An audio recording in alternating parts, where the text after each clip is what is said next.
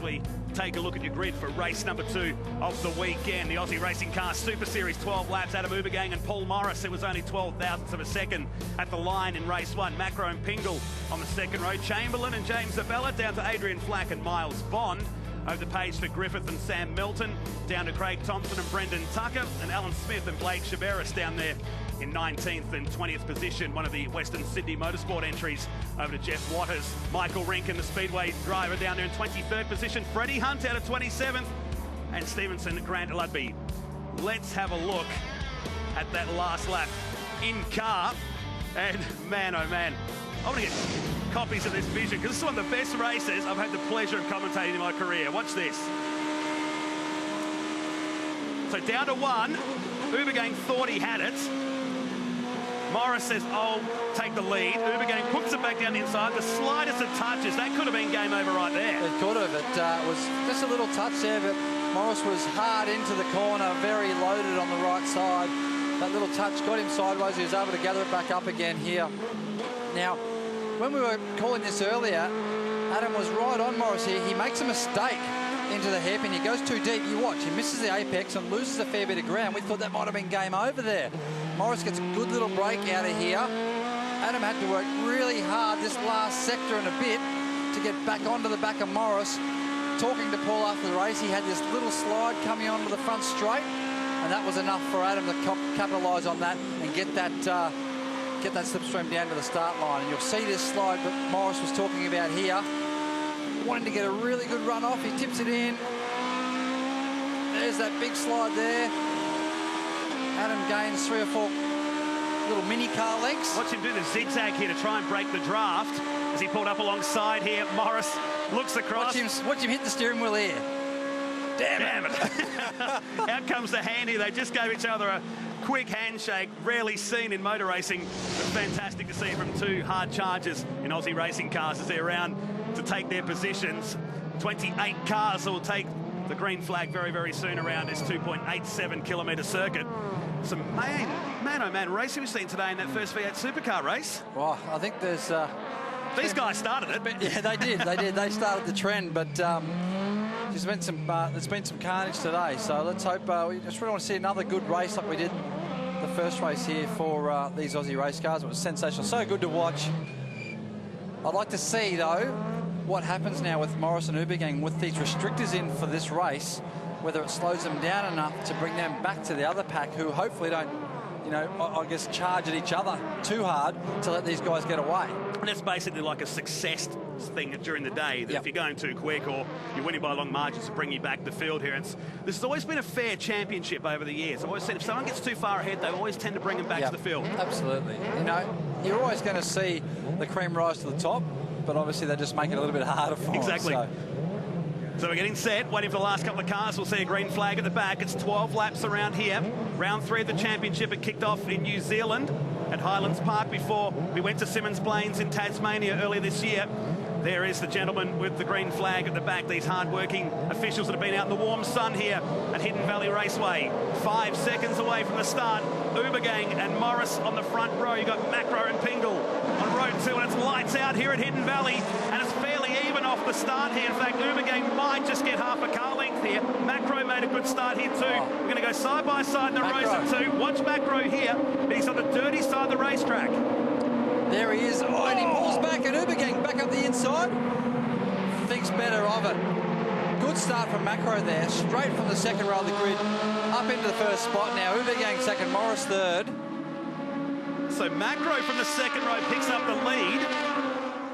And he'll lead us down to turn 5 here. Pingle, and look at Chamberlain in the Sticksdale entry.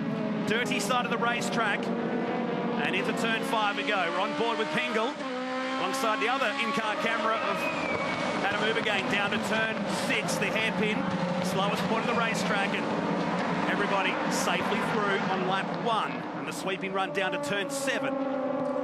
Here they are. This is where it's going to be, I guess, started setting yourself up for that run onto the straight. Cold tyres, still remember there's a bit of a pass going on at the inside here. That must have been Abela on Benny Walsh there, getting the job done. Just starting to spread out a little bit there. There's a few little gaps, and that was due to the pass that we just saw going into turn 10. So through they come at the end of lap 1. 12 laps around here today past the speed shot.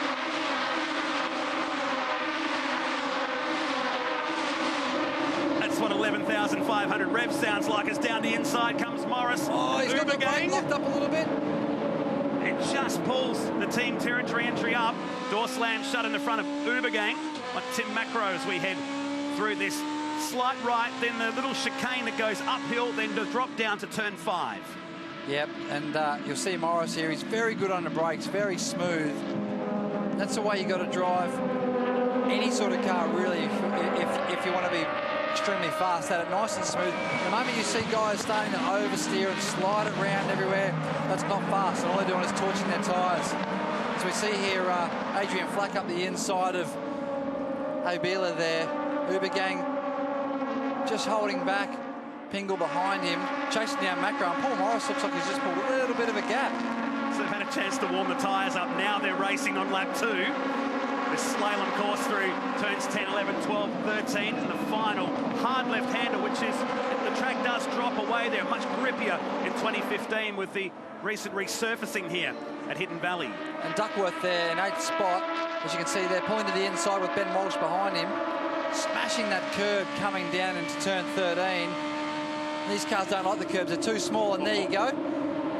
On the inside, Benny Walsh there in the Miss Moneypenny's entry. And another big lunge from Flack, doesn't get it done, way too far behind. Riding the curb, I don't recommend that on these sausage-type curbs, we like to call them. They're very aggressive. These Aussie racing cars don't like any sort of curb.